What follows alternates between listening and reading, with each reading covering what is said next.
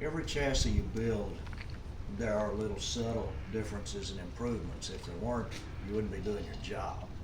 But every now and then one comes along and there are some substantial differences.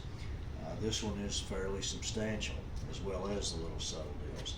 This particular chassis is a Countach chassis, but all these changes I'm about to talk about refer to a Chupacabra chassis as well. The only real difference in this and a Chupacabra chassis, this one does not have all the fancy coffers cut out of it for the Chupacabra interior, but other than that, everything is the same thing. Starting at the front and going back, the first thing, I've gone to the newer style Pinto rack and pinion. There used to be a bulkhead here and then back, so there's parts eliminated there. It's a simpler bolt up, simpler deal. This has been redesigned, eliminated pieces and parts. This has been redesigned to accommodate the electric air conditioning compressor.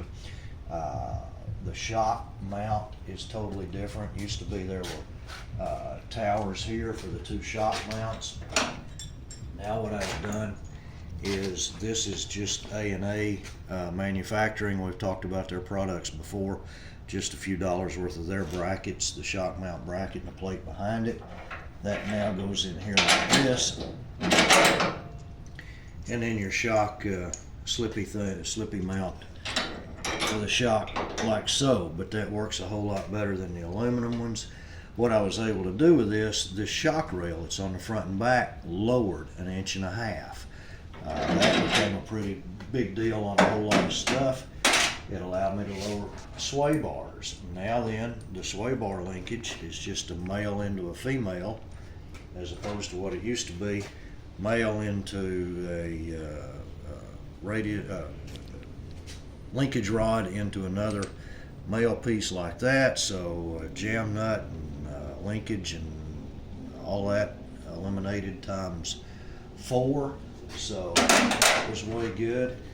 Getting rid of this stuff allowed me, this is where the front snout bar goes. Now that can come all the way back here. I can bolt down here. I've got a lot of leverage this way on it instead of having those towers for the shocks here. This doesn't need to hit that anymore, so this has been redesigned just a little bit, a little better design. That still reinforces that shock there, but fairly different looking front end. Nothing in here anymore. Cleaner assembly, parts eliminated. Aluminum has doubled in price since the first of the year. It's about $12 a square foot now for this 1/4 inch plate, and we've eliminated between 6 shocks on the front and back. We've eliminated several square feet of plate, so a lot of cost savings there besides not having to CNC cut it out and so forth. That also allowed me to lower the gas tank filler, which allowed me to redesign all that, which doesn't really matter. It just looks kind of cleaner than the old design. One big thing that did happen, this and this is now one piece. This is bent on a press brake right here. Many videos ago we talked about cutting a V-groove in this with a CNC and bending it, and how it couldn't hold tolerances. Well, this is not doing that. This is doing it on a press brake, and it can hold tolerances. If I know what that dimension is right there, I can bend that and keep that dimension. But by doing that, and also we talked about the electric air compressor, I don't have any lines under here. That enabled me to do that. I used to have to bring that out a little bit, put the other plate in and fake it, and fake for another 1/2 inch there to be able to get all my lines. Now I don't have to do that anymore. This is the bottom of the tunnel. These go like so, and my radiator and heater lines go in there like that. And I've got plenty of room to do it without having to fake a bump out right there, which kept me from doing this in one piece. So that's a lot neater, a whole lot easier. It's kind of an impressive looking piece when you lay this up on the chassis jig. as long as we were press braking, we press broke this piece instead of having a ragged edge right here, and it just looks kind of neater looking on that.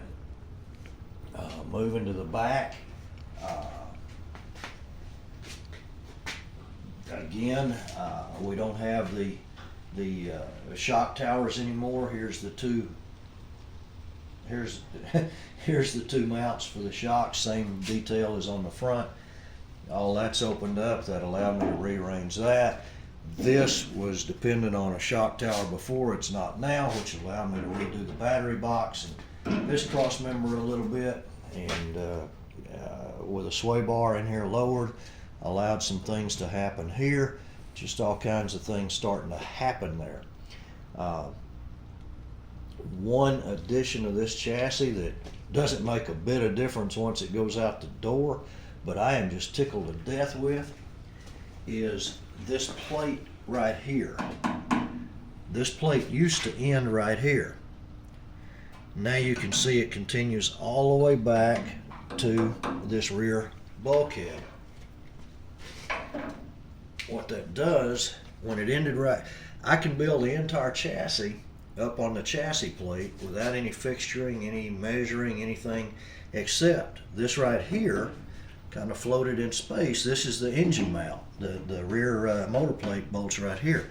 This thing kind of floated in space. So what I had to do was build to this point, which all indexed itself, get the engine hoist out, get the heavy engine block out, because I just can't justify that $300 plastic one from DeLynn Mason. Put the engine in, dummy the engine up, and then bring those to it. Well, now I don't have to do any of that. Now this is indexed. This butts up to this. Once this plate's in, it indexes that. That goes on there, and that's indexed. So I don't have to do that. The second thing, all of this kind of floated in space as well. And you had to come out 42 inches from right here and get it leveled in every dimension. Now then, I have this coming out here. That goes up against that, and that indexes every bit of that in every dimension. So I can build this entire chassis without a tape measure, without a square, without a level, without any fixturing, nothing. Nothing above the jig table in the entire chassis assembles. Now, one thing that did happen, my wiring looms right here, those were indexed to the shock towers that aren't here anymore. So this plate right here also now indexes those, so I don't have to measure to get those right. And then these, I don't even remember if I've showed you these before, but this is a wiring loom that catches the hydraulic lines for the clutch, the brakes, and so forth. This particular deal is a brake line. These little tabs right back here. You got your little rubber push grommets that we use on everything. Those come around there, and your brake lines come out right there to the calipers. But this plate right here, it just does a whole lot of very, very good things for me. Really happy with it. Let me just glance here. I think that's everything that I wanted to catch you up with on this chassis. This has been redesigned just a little bit. I don't even remember if I showed you our hole motif. We've got a new thing going where we put a coffer around that. This is for the wires to come out, this oval here, and so forth. It doesn't do anything except look cool. I guess it saves a few ounces of weight, but it's just because I can. Let me glance here.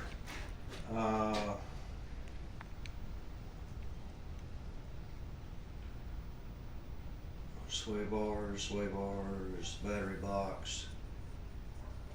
The steering. When we went to that new rack and pinion, the dash has been redesigned to accommodate that. This bar right here is new, and it really makes that thing sturdy when it triangulates it down like that.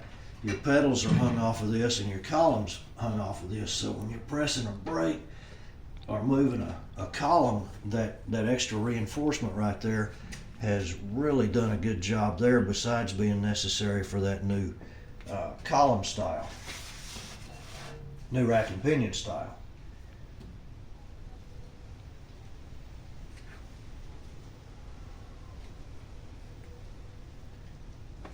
I think that's about it, but again, these are what I consider some pretty major changes on it, and just kind of the evolution of it. After you built a few hundred of these, you start to kind of get it figured out, but the next one's still going to have something a little new and improved on it.